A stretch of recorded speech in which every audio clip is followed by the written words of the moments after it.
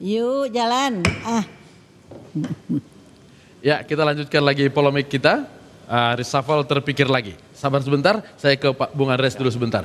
Ini Kodari tadi berani mengkritisi Nasdem, dia nggak berani mengkritisi PDIP. Tapi PDIP sendiri punya penilaian internal nggak terhadap 5 menteri PDIP yang di kabinet? Ya kalau PDI Perjuangan tentu ya menteri yang sudah dipercaya oleh presiden tentu ya itu ya kami menyerahkan itu sepenuhnya kepada presiden untuk ya melakukan evaluasi tentunya. Dan ya tentu juga berdasarkan apa yang diperhatikan oleh publik dan kinerja dari para menteri yang berasal dari PDI Perjuangan tersebut itu. Ya kami mendukung semua proses yang berjalan di dalam pemerintahan, mendukung dan mengawal proses pemerintahan itu. Kalau di tingkat publik, nama Ibu Puan sebenarnya termasuk sering disoroti. Terakhir kasus siapa waktu itu ya? Kasus Yuyun ya, yang Ibu Puan termasuk juga banyak dikritisi oleh publik. Saya lihat dari hasil survei waktu itu dari salah satu lembaga survei, justru Ibu Puan dari kinerja di pemerintahan di atas rata-rata dan lebih baik dari banyak menteri yang lain gitu. Ya, memang mungkin ada 1-2 hal tapi ya slip of tongue gitu seperti itu. Tapi secara keseluruhan prestasi dan kinerja Ibu Puan itu di atas rata-rata dari hasil survei dari salah satu lembaga survei. Saya lupa persis, tapi itu pernah disampaikan. Yang pernah kontroversi sebetulnya Pak Yasona Lauli ya, karena dalam posisi sebagai Menteri Kehakiman dianggap mengambil keputusan-keputusan yang merugikan dan sebaliknya menguntungkan salah satu pihak tertentu dalam proses konflik Golkar dan di P3. Tetapi konfliknya kan sudah selesai. Berarti aman itu ya. Yang tadinya lawan sekarang sudah kawan semua. Sudah hahahe begitu. Bahkan mau ikut-ikutan jadi pilar juga dalam Menteri Koperasi PDI Perjuangan ikut menyelesaikan persoalan partai lain. Kredit point. Kalau Menteri Koperasi saya kalau boleh ya, yakin ya. Saya yakin Pak Yasona Lawli dipertahankan. Saya juga gitu. Kalau Menteri Koperasi jarang disoroti bukan karena ada isu-isu krusial yang dia salah atau slip of tongue, tapi kinerjanya kayaknya juga tidak banyak diketahui oleh publik.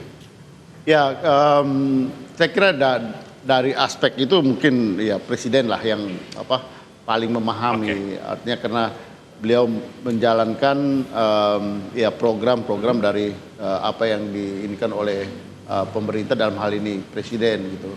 Oleh karena itu ya mungkin ya perlu di drive lebih kencang lagi oleh Bapak Presiden atau apa yang akan dinilai oleh Presiden ya silakan. Atau diganti oleh partai orang yang lebih pas, yang lebih kredibel, yang lebih kapabel. Ya saya kira itu wilayah Bapak Presiden tentu dalam berkaitan dengan menteri dari PDI Perjuangan. Saya pikir pasti Bapak Presiden juga akan berbicara dengan ketua umum, dengan orang yang mempunyai dengan poros Teguh Umar kata Kodari tadi ya. Kalau Golkar ketika mengajukan nama, apakah hanya sekedar meminta atau menyasar posisi-posisi tertentu yang dianalisa oleh Golkar bahwa ini sedang bermasalah, gampang mintanya ini, ada begitu? Jadi saya pikir begini, tadi saya setuju dengan berarti harus identifikasi dulu mana menteri yang bermasalah. Iya. Tapi tadi sepakat dengan apa yang Cipopong katakan tadi ya, bahwa kalau kami Partai Golkar ini kan ideologi kita adalah kekaryaan ya. Artinya kita bersifat bagaimana bisa memberikan kontribusi yang positif ya untuk negara, untuk pemerintah. Nah, balik lagi ke soal reshuffle tadi, saya sepakat dengan yang Bang Andreas bilang bahwa reshuffle ini kan isu politik dan kita di pemerintah tidak bisa bekerja sendirian. Dia juga harus mendapatkan dukungan dari parlemen ya. Nah, dukungan parlemen itu kan artinya hal yang sangat politis dan kita juga bisa melihat bahwa reshuffle itu tidak hanya soal track record, tidak hanya soal kemampuan atau kapabilitas menteri atau calon menteri, tetapi juga kecocokan dan juga soal komitmen dari partai yang mengusung. Nah, kalau saya pribadi, kami dari Partai Golkar, tentu kita sudah jelas pada saat Munaslup kemarin, posisi kita mendukung pemerintah. Nanti kita mau rapimnas sebentar lagi dan kita juga akan lebih tegaskan itu. Dan itu menunjukkan bahwa komitmen Partai Golkar untuk mengawal kebijakan pemerintah sudah tidak bisa diragukan lagi. Dan tentunya ya kita tidak berharap ya sekali lagi ya, tetapi kita siap untuk apabila diminta oleh pemerintah, oleh Pak Presiden Jokowi untuk mengirim kader-kader terbaik kita memang memiliki segudang banyak kader, mengingat Partai Golkar partai terbesar, banyak juga kader-kader kita yang memang juga sudah mungkin pindah ke partai lain, itu menunjukkan ya bahwa memang kader-kader Golkar itu ya salah satu sekolah partai politik mungkin gitu. Tapi kalau disampaikan Cepopong tadi bahwa bergabung itu adalah untuk melancarkan roda pembangunan kesejahteraan rakyat. Apakah itu hanya dengan diam-diam di belakang, hanya berdoa begitu, atau bilang ini bisa lancar kalau kami masuk di sana? Ada nggak seperti itu? Sebetulnya kita pada posisi bagaimana melihat kondisi dulu ya. Kondisi politik kita, bagaimana kemajuan yang dicapai oleh pemerintah ya. Kami merasa bahwa apa yang dilakukan pemerintah sampai saat ini tentu ada hal yang positif dan negatif ya. Kami sebagai partai yang mendukung pemerintah tentu memiliki sikap kita adalah mendukung. Tetapi kita juga bisa melihat, mengkritisi apa yang menjadi kebijakan-kebijakan yang mungkin kurang berdampak baik untuk masyarakat. Nah, tentunya ya kami bisa merasa lebih bisa berkontribusi apabila memang kader-kader kita yang dimiliki oleh Partai Golkar itu bisa duduk di pemerintahan, di bidang apa? Di eksekutif. Ya kalau setiap bidang dari mulai bidang yang polhukam sampai ke ekonomi kita pun siap. Karena memang sekali lagi Golkar itu salah satu partai terbesar yang memiliki kader banyak. Dan terbukti ini ya banyak kader-kader kita yang sudah di partai lain menjadi salah satu ketua umum misalnya contohnya ya kan. Ada dua dan juga mungkin di Hanura sama Nasdem ya. Pilih Golkar. Dan mungkin tidak hanya itu ya, partai-partai lain bisa disebut ya. Ada juga partai kader kita yang mungkin dulu sempat menjadi sekjen partai yang lain kan. Mungkin Bang Andreas bisa mengkonfirmasi itu ya. Tapi sekali lagi reshuffle ini lebih kepada sekali lagi, tidak hanya soal kapabilitas calon menteri atau menteri, tetapi juga komitmen, loyalitas, dan juga hubungan. Nah ini yang mungkin saya mesti garis bawahi, mungkin Mas Kodori akan sepakat dengan saya, bahwa hubungan antara presiden sebagai user, sebagai pimpinan, dengan partai yang mengusung.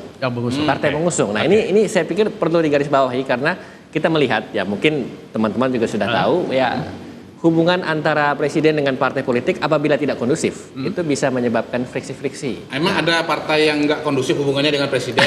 Itu yang mungkin Mas Kodari bisa lebih. Ini kan Golkar kan? Gimana Golkar? Kalau kami melihat pendukung ada yang nggak kondusif. Kalau kami melihat, kalau Golkar melihat, tentu kita melihat bahwa semua partai pada dasarnya itu berhubungan baik dengan presiden ya.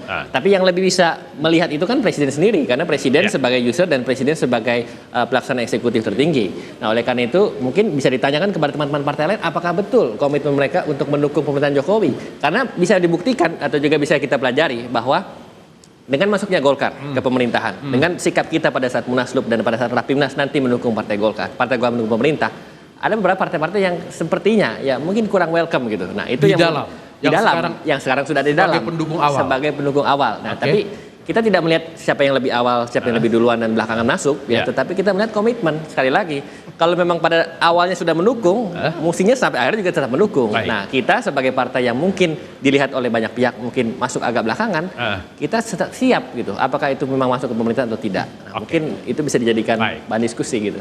Untuk menjaga kondusivitas yang disebutkan oleh Bung Jerry tadi, apakah ketika memberikan kursi kepada pendatang baru Golkar dan PAN ini, Presiden mungkin mengurangi kursi yang dari partai politik atau justru mengurangi non partai? Ya pertama-tama sih ya kembali kepada Mas Jerry tadi ya, bahwa memang Golkar ini partai spesialis menyalip di tikungan. Waktu zaman Pak SBY juga begitu ya. Iya. Tapi memang karena dia partai besar, kursinya banyak, agak sulit untuk mengabaikan gitu. Jadi ya kalau tidak dimasukkan bikin goyang, kalau dimasukkan yang lain protes gitu ya. Kira-kira begitu. Ya itu sebabnya kenapa partai politik itu berlomba-lomba menjadi besar dalam pemilu. Karena kalau dia sudah besar, menang atau kalah pemilu presiden tetap masuk ke pemerintahan. Gitu. Itu yang pertama. Nah yang kedua, saya kira tentunya partai politik yang ada di dalam tidak ingin supaya kursinya dikurangi. Pada titik itulah kemudian presiden sendiri mungkin naluri dasarnya adalah mengganti menteri-menteri yang bukan latar belakang partai politik. Itu lebih mudah buat presiden? Lebih mudah ya, karena tidak ada tekanan-tekanan politik di belakangnya. Kalau misalnya Misalnya Pak Prasetyo ya mau diganti misalnya. Ini kenapa jaksa Ya, agung terus tidak ini? mungkin lah Pak Taufik ini diam kan kira-kira Ya, gitu. ya, Pasti ya, beliau ya. akan telepon presiden. Bapak presiden, nah kira-kira Ah, begitu ya, kan. ya, ya. Nah Pak Taufik saja angkat telepon, apalagi Apalagi? bosnya Pak Taufik. Iya, Nah itu dia. Langsung didatangi. Ada apa ini Adinda? Nah, kan kira-kira begitu. Ya, Sambil dulu kita tidak seperti ini. Iya, Nah, iya, iya. nggak lapor polisi aja yang nggak akan dilakukan ya. Belum pernah soalnya, belum pernah tuh kejadian tuh. Dulu dijanjikan menteri, tapi sekarang tidak, belum pernah tuh lapor Nggak ada, polisi. iya, iya. Kayak kawan kita yang satu itu kasihan itu. Jadi menurut saya naluri dasarnya adalah tidak mengurangi, walaupun bisa saja karena proses reshuffle itu bukan cuma bisa reshuffle menteri, Ya. tapi bisa juga reshuffle partai. Yang tadinya ada di dalam jadi keluar, yang ada tadinya di luar bisa ke dalam. Mungkin itu kalau ada yang dikurangi kemudian meninggalkan koalisi. Bisa terjadi. Jadi ada partai-partai yang mungkin bersikukuh Oke. dengan posisi politiknya. Saya tidak mau dikurangi. Ya. Gitu. Mungkin saya Kalau saya dikurangi, Mungkin saya Apa? tambahkan, ini ada mungkin beberapa partai yang kecewa, Ya. mungkin tidak mau bernegosiasi, tidak mau berkompromi Ya. pada partai-partai lain yang mendukung belakangan. Nah, bisa saja itu Lebih baik menjadi milih- evaluasi bagi milih keluar. Pak Presiden ya untuk apakah benar ini partai ini mendukung atau tidak, apakah benar loyal atau tidak. Nah, Tapi sebenarnya ini, jadi kalau kita berangkat dari ide dasar evaluasi tadi, evaluasi ini kan menyangkut pada kinerja dari pemerintahan, dalam hal ini kinerja dari kabinet, tentu yang berkaitan dengan individu-individu. Ya.